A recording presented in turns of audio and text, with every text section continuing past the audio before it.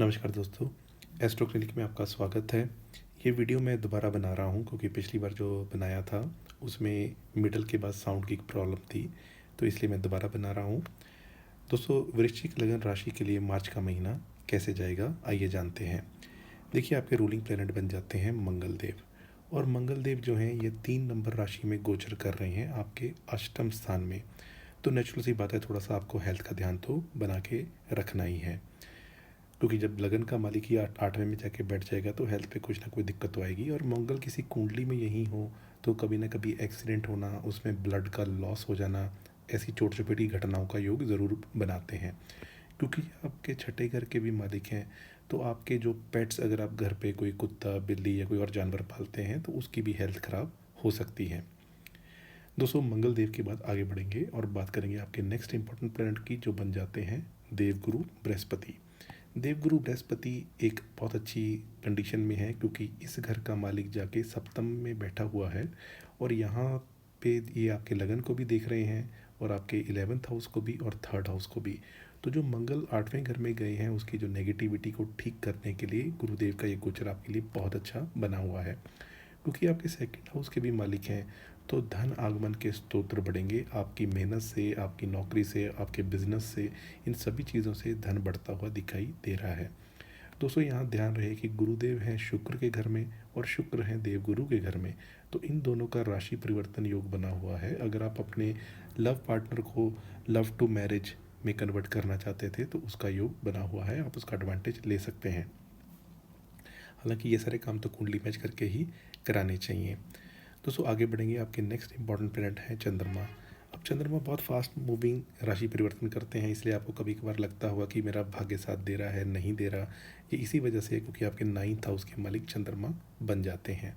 In general जब भी ये चौथे घर में हो, 8वें में हो, 12वें में हो, वो दिन अच्छे नहीं माने जाते, तो इस दिनों का आप ध्यान रखिएगा।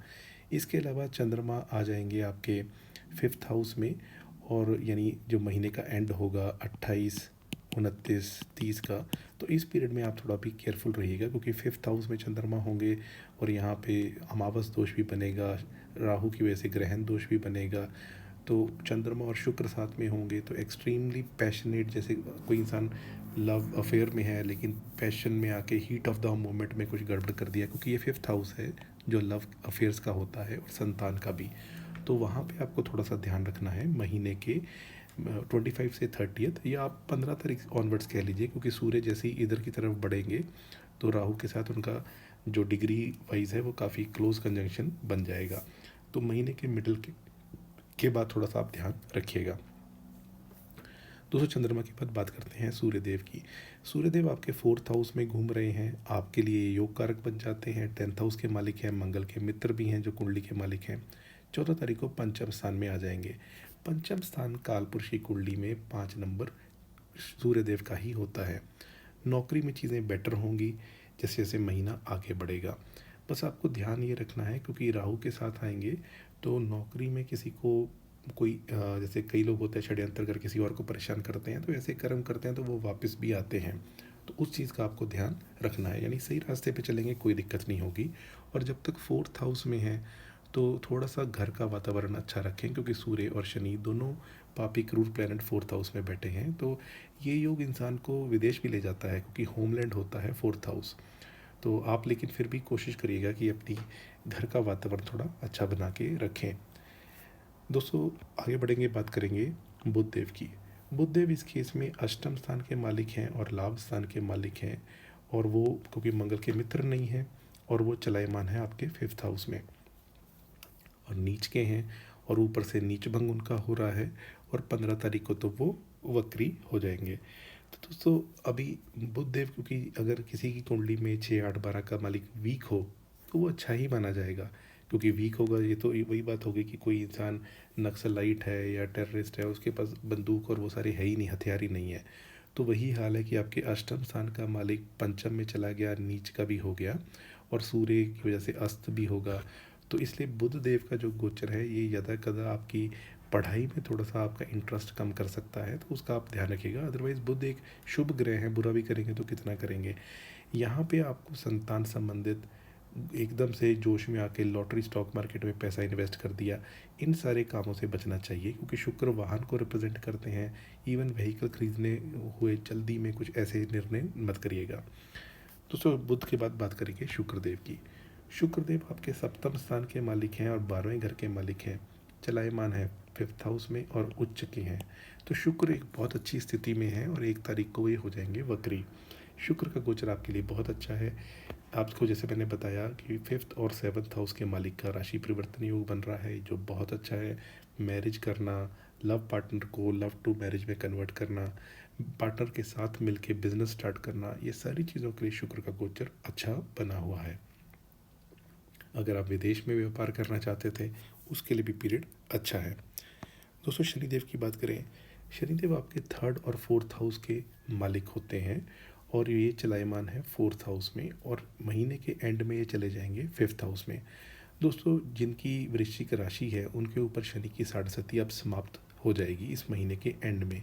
जाता जाता शनि आपको चेंज ऑफ प्लेस करा सकता है, इस सब का योग बन सकता है। और शनि क्योंकि राहु के साथ होते हैं, श्रापित योग बनेगा 5th हाउस में। तो थोड़ा आपको 25 से जो 31 का पीरियड है, तो संतान की थोड़ा सा आपको केयरफुल रहना है, क्योंकि आपका 5th हाउस ज़बरदस्त एक्टिवेटेड है। अदरवाइज 60 से आप बाहर निकल रहे हैं तो अब चीज़ें थोड़ी आपकी बेटर होंगी। दोस्तों बात करें राहु और केतु की। राहु डिग्री वाइज 4 डिग्री के हैं महीना स्टार्ट होने पे, यानी काफ़ी वीक हो गए हैं। और राहु जो है उनकी वजह से 5th हाउस में आपके कई सारे योग या दोष बनेंगे। जैसे चंद्र के साथ तो राहु और चंद्र का ग्रहण दोष, सूर्य के साथ राहु चंद्र सूर्य का ग्रहण दोष, शनि के साथ श्रापित योग, बुध के साथ जड़त्व योग, शुक्र के साथ लंपट योग। तो राहु की जो नेगेटिविटी है वो इस पीरियड में काफ़ी हाई है। तो इसलिए आपको विशेष ध्यान रखना है। प्रेम संबंधों में बदनामी हो जाना, बात कहीं निकल जाना, जहाँ नहीं बतानी थी वहाँ हो जाना, पता चला कि इंटर रिलीजन अफेयर चल रहा था, एकदम से लोगों को पता चल गया और जनता में बदनामी हो गई, फैमिली में बदनामी हो गई। तो इस चीज़ का आपको थोड़ा सा ध्यान रखना है। ऐसे ही संतान, अगर आपकी संतान 15 साल 25 साल की है, यानी अभी इमेच्योर टीनेज या यंग अडल्ट एज में है, तो उनको भी थोड़ा सा आपको गाइड करना है। ओवरऑल हेल्थ के लिए मैंने बता ही दिया, ध्यान रखिएगा। मंगल आपके 8वें घर में गोचर कर रहे हैं। फैमिली में चीज़ें बेटर होंगी, फैमिली में कुछ अच्छा होता हुआ दिखाई दे रहा है। बस संतान के लिए आपको केयरफुल रहना है। एजुकेशन के लिए आप अपना फोकस बढ़ाएं, कंसंट्रेशन बढ़ाएं, अच्छा रहेगा। नौकरी के लिए चीज़ें अच्छी होती दिखाई दे रही हैं। जैसे जैसे महीना आगे बढ़ेगा नौकरी में चैलेंजेस ज़रूर आएंगे, बट अल्टीमेटली आप ओवरकम कर लेंगे। ये नौकरी में 10 तारीख से लेके और आप कह सकते हैं कि तकरीबन 20 तारीख का पीरियड, क्योंकि एक बार सूर्य राहु को क्रॉस कर लेंगे तो प्रॉब्लम्स कम हो जाएंगी, क्योंकि सूर्य इस डायरेक्शन में चलते हैं और राहु इस डायरेक्शन में चलते हैं। तो यानी राहु का जो फेस है वो सूर्य को की तरफ जा रहा है। तो 10 से 20 वाला पीरियड नौकरी में थोड़ा सा आप ध्यान रखिएगा। जो लोग प्रेम प्रसंग में हैं और डेटिंग के लिए डेट्स की रिक्वेस्ट करते हैं, तो उनके लिए दोस्तों जो डेट्स बनेगी वो बनेगी 15, 16 और इधर बनेगी 28, 29, 30। लेकिन मैं आपको सजेस्ट करूँगा आप 15-16 का ही फ़ायदा उठाइएगा, क्योंकि यहाँ पे जब बनेगी तो इसमें कई सारे प्लैनेट इन्वॉल्व हैं। Extreme passionate heat of the moment में कुछ प्रेमी के साथ ही झगड़ा करके बैठ जाना, ये सारी चीज़ें ना हो। और अगर आप ऑलरेडी मैरिड हैं, एक्स्ट्रा मैरिटल अफेयर में हैं, तो यहाँ पर भी दिक्कतें आपको इस दिन में हो सकती हैं। मैरिज की बात की जाए तो आई विल से येस, लेकिन कुंडली मैच करा के ये सारे काम करें। अगर मैं स्पाउस के लिए देखूं तो स्पाउस के लिए चीज़ें अच्छी हैं। उनकी कोई विशेष इच्छा पूर्ति हो सकती है, उसके लिए पीरियड बहुत अच्छा बना हुआ है। नौकरी में भी उनकी चीज़ें बेटर होंगी, सरकारी नौकरी कर रहे हैं तो उसमें भी चीज़ें बेटर होंगी। फाइनेंसिस के लिए पीरियड अच्छा बना हुआ है। ओवरऑल गेंस, कोई आपका विशेष इच्छा पूर्ति थी वो आपकी पूरी हो सकती है। दोस्तों जब भी 5th हाउस के अंदर उच्च का प्लैनेट हो, राहु का भी इन्वॉल्वमेंट हो जाए, तो इंसान को सडन मनी का फ़ायदा, जैसे लॉटरी लगी वैसा योग बन सकता है। अब कई देशों में तो ये इलीगल है, कई देशों में लीगल है। लेकिन अब मेरी बात सुन के जाके आप सारी लॉटरी की टिकट खरीद मत करिएगा। लेकिन आपको कोई सडन मॉनेटरी गेन हो सकता है, ऐसा योग भी बनता है। मेन मैसेज है अपनी हेल्थ का ध्यान बना के रखें। उपाय के तौर पे आप हनुमान चालीसा करें। अगर हेल्थ की कोई भी प्रॉब्लम है तो बजरंग बाण भी कर सकते हैं। विष्णु सहस्त्र नाम करना या राम रक्षा स्तोत्र करना, ये भी अच्छा रहेगा। और ओम नमः शिवाय शिव जी का पंचाक्षरी स्तोत्र ये करेंगे तो और बढ़िया है। दोस्तों ये रहा वृश्चिक लगन राशि के लिए कैसा जाएगा मार्च का महीना। अगर आपको वीडियो अच्छा लगे तो इसको लाइक कर दीजिए, चैनल पे पहली बार आए हैं चैनल सब्सक्राइब कर लीजिए। आज के लिए इतना ही, आपका बहुत बहुत आभार।